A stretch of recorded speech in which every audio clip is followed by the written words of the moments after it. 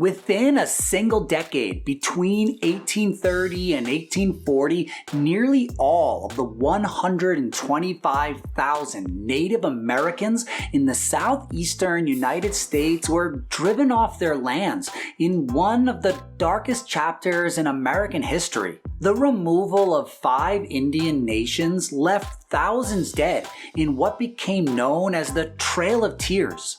But what led to this tragedy? Well, that's the history we're here to explore. I'm Dan Luer, and this is History for Little Humans.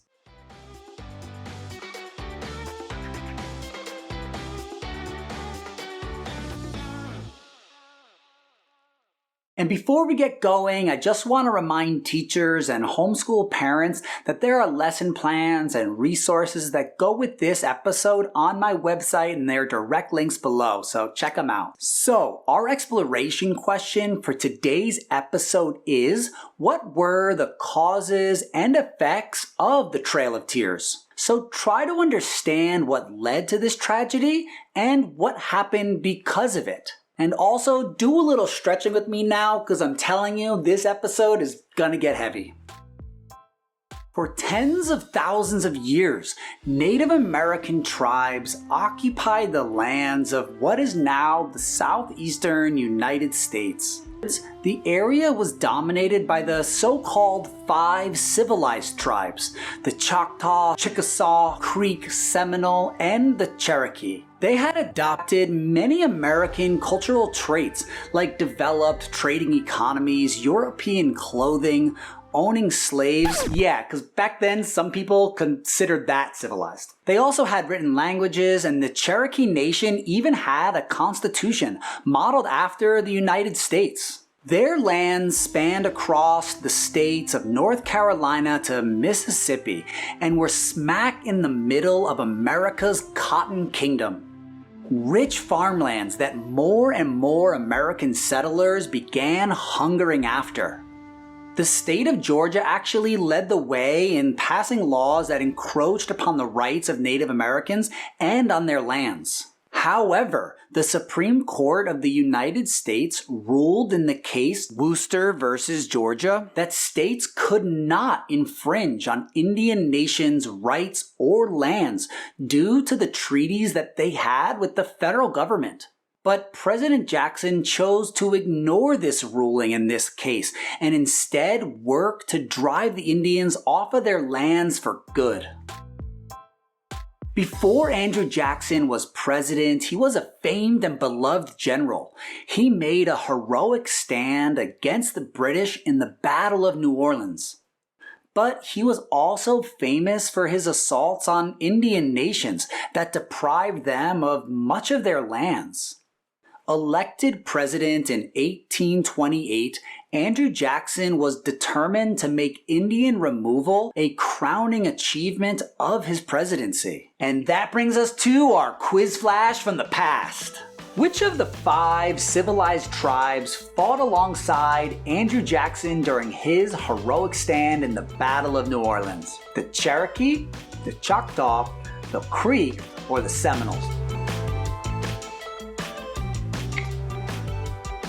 If you guessed Choctaw, you nailed it. They actually allied with American forces in a war against the Creeks, and they also helped to fight alongside Jackson against the British at New Orleans as well. Now, it might seem strange to us today, but President Jackson promoted the Indian Removal Act as a humanitarian effort. He argued that their continued presence would only lead to violent conflict with white settlers that would certainly end in their destruction. It was more humane, he argued, to move them west of the Mississippi to what was called Indian Country, what is today Oklahoma. The tribes, though, vehemently opposed this, and so too did some Americans. Many politicians opposed the Indian Removal Act, including Davy Crockett, who called the act oppression with a vengeance. Still, the Indian Removal Act squeaked by Congress with a vote of 102 to 98. Though the act forbade the use of force in their removal, Jackson was not afraid to use force if it became necessary, and it soon would. The Choctaw was the first tribe to be expelled. In 1831, they were forced to make the journey to the unknown lands that became their new home. Thousands died in what one Choctaw leader said was a trail of tears and death. And this was only the opening scene of this tragedy. The Creek were then removed in a similarly brutal fashion. The Cherokee Nation, though, was divided. A smaller group of them favored selling their lands and relocating to avoid the fate of the Creek and the Choctaw. The principal chief of the Cherokee, John Ross, became the leader of the resistance. But the United States, with other self-appointed Cherokee leaders that most Cherokees did not recognize, signed the Treaty of Echota. The treaty traded all Cherokee lands for $5 million and assistance during their journey west. Chief Ross and nearly all other Cherokees protested, petitioned, and refused to move until the U.S. Army moved in to force them out. In 1838, the removal of the Cherokee began. They were first forced into internment camps and robbed of their homes. Then the harrowing 2,000-mile trek began. 15,000 Cherokee with their nearly 2,000 enslaved workers lumbered over the frozen terrain, crossed icy rivers, and endured brutal conditions. Thousands died of exposure, exhaustion, starvation, and disease.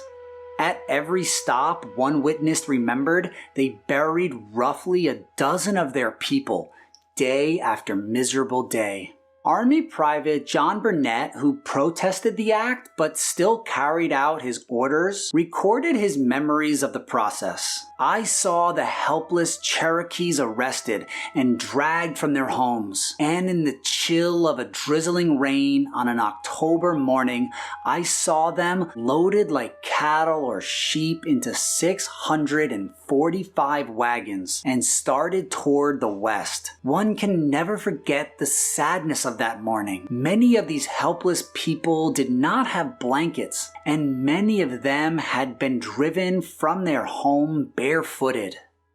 It's no wonder so many died. Chief Ross's own wife gave up her only blanket to a sickly child, and then she died of disease. She was one of roughly 4,000 victims, more than 25% of their people who died in the crossing. As the survivors began putting down roots in a new and alien land, American settlers were already staking claims to their rich soil that was for millennia their lands.